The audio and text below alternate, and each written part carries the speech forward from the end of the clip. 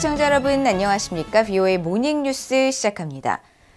북한이 지상에서 신형 순항미사일을 발사한 지 나흘 만에 해상에서도 잠수함 발사 전략순항미사일을 발사했다고 밝혔습니다.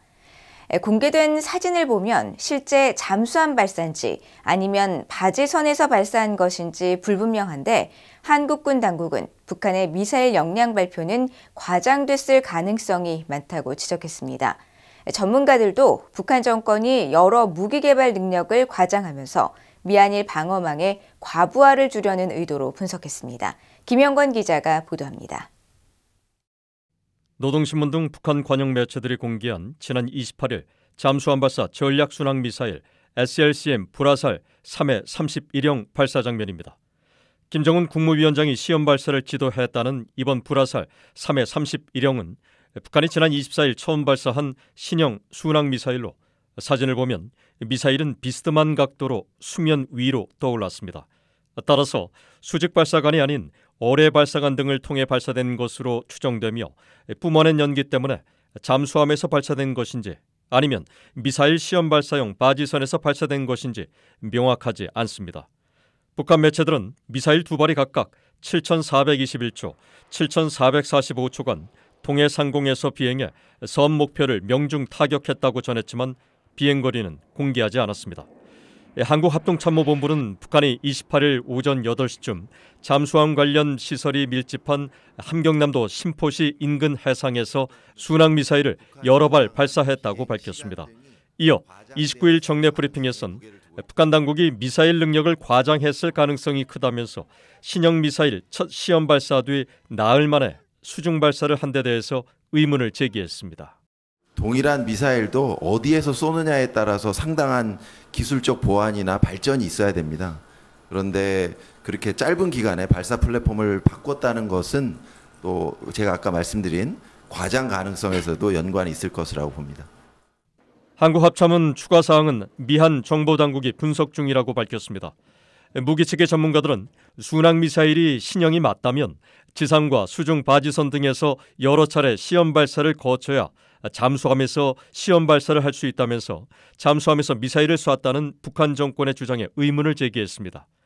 한국 민간연구기관인 아산정책연구원 양욱 연구위원은 이번 미사일의 외형은 북한의 기존 화살 1형 순항미사일과 비슷하고 순항미사일의 비행 속도를 최대 속도가 아닌 통상 속도인 마하 0.6 수준으로 계산하면 사거리도 1,500km로 화살 1형과 같은 수준이라면서 북한 당국이 무기 개발 능력을 과장해 과시한 것으로 보인다고 말했습니다. 만약에 김근옥 영웅하면서 쐈다고 한다면은요, 잠수함권은 거기서 난리를 쳤을 거예요. 그러니까 결국 이 말은 뭐냐면 그냥 기존처럼 824 영웅하면서 쐈거나 아니면 수중맞이 쏘고 난 다음에, 그러니까 이게 지금 사실은 북한도 뭔가 하여튼 이 긴장과 이런 걸 지속을 해야 되는데 수단이 없으니까 여태까지 공개했던 거를 재포장을 해서 내놓는 거죠. 북한의 김정은 정권은 올해 들어 탄도미사일과 극저음속 미사일에 이어 국제사회 대북 제재망에서 벗어나 있는 순항미사일의 시험 발사 빈도를 높이고 있습니다. 대량 살상무기 WMD로 분류되는 탄도미사일뿐 아니라 정밀 타격이 가능한 순항미사일까지 확보해 미사일 무기고를 다양화함으로써 미국과 한국의 미사일 방어망의 과부하를 초래하겠다는 의도란 관측입니다. 한국과 일본 괌까지에 집중을 해서 거긴 실제 타격 능력을 갖도록 하고 특히 플랫폼을 이렇게 다양하게 해서 결국은 한미가 막을 수 없다라는 그 상황까지 발전시키겠다라는 의도가 있다고 보입니다. 미국 정부는 북한 정권에 잇따른 순항미사일 발사 움직임에 대해 한국과 일본을 방어하고 영내 평화와 안정을 유지하겠다는 공약을 재확인하며 한일 양국 정부와 계속 협력할 것이라고 밝혔습니다. VOA 뉴스 김영권입니다. 한국 정부가 북한에 잇따른 순항미사일 발사에 대해 무기 개발에 재원을 허비하기보다 주민들의 열악한 민생부터 챙겨야 한다고 밝혔습니다.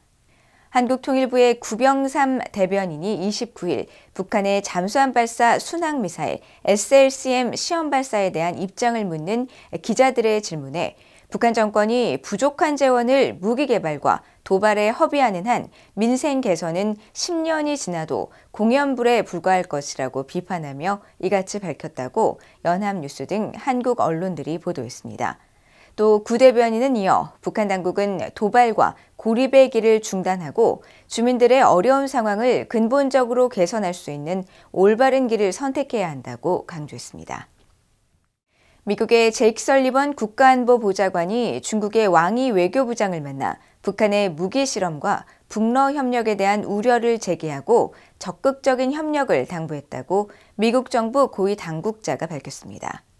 미국 백악관 국가안보회의 NSC 고위 당국자는 지난 27일 전화 브리핑에서 설리번 보좌관이 지난 25일부터 26일 태국 방콕에서 왕이 부장과 회동한 데 대해 설명하면서 북한 문제가 의제에 포함된 사실을 확인했습니다.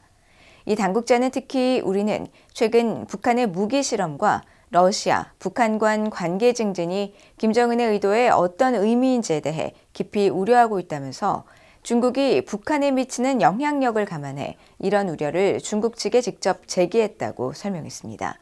이어 우리는 양국 대표들 간의 이 같은 논의가 계속되기를 바란다며 다음 단계로 미국 측 대표가 최근 방북을 마친 순웨이둥 중국 외교부 부부장과 전화 통화를 하길 바란다고 밝혔습니다. 이 당국자는 또 최근 북한에 대한 러시아의 역할과 영향력이 커지는 것은 분명하다면서도 중국 역시 영향력을 유지하고 있으며 우리가 기대하는 것은 중국이 이런 영향력을 활용해 북한을 비핵화의 길로 돌아오게 해야 한다는 것이라고 강조했습니다.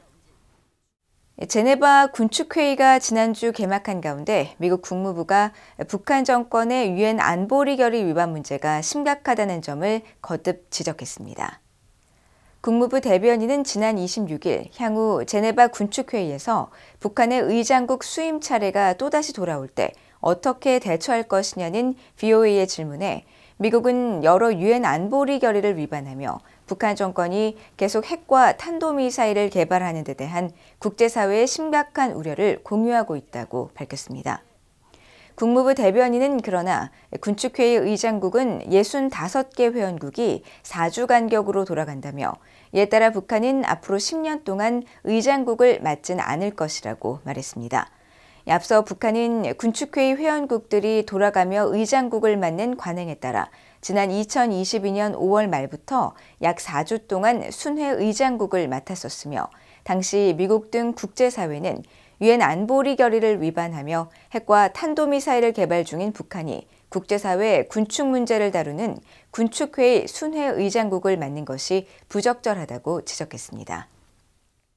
한국의 김영호 통일부 장관이 한국 내 탈북민 등 민간단체 대표 12명을 만나 북한 이탈 주민의 날 추진의 중요성을 강조했습니다.